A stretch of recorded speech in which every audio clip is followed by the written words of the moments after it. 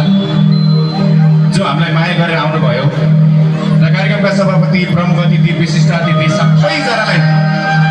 आज त हाम्रो घरकै कार्यक्रम हो, आफ्नै कार्यक्रम हो, त्यही भएर पनि म त एकदम एक्साइटेड छु। सँगसँगै जिउला नि जो भन्दिउला नि जो भन्दिउला नि छालीको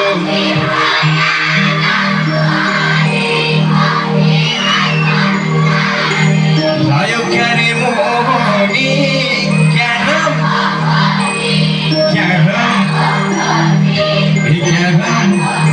सबै छालीको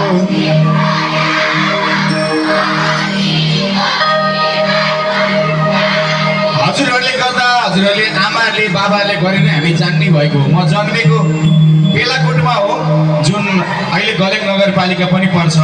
त्यहीँ जन्मेको हो, त्यहीँ हुर्केको हो।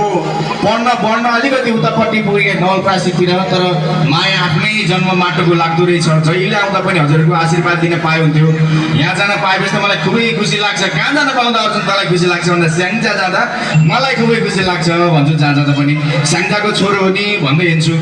हजुरहरूले गर्दा नै हामीले सिकेको हो। हामीले हजुरहरूलाई नै सुनेर आमाहरूलाई बुवाहरूलाई र मभन्दा अगाडि जो प्रस्तुति दिने सम्पूर्ण आर्टिस्टहरूलाई धेरै धेरै सम्मान छ। तर त्योभन्दा पनि अगाडि दाईहरू हुनुहुन्छ, अग्रज दाईहरू दिदीहरू, जसले यही माटोको गीतहरू गाउनुभयो, यहीँको गीतहरू गाउनुभयो, त्यही सुनेरै गाउने बनेको हो। त्यही भएर सम्पूर्ण दाईहरूलाई सम्मान छ, सबैजना धेरै धेरै सम्मान छ।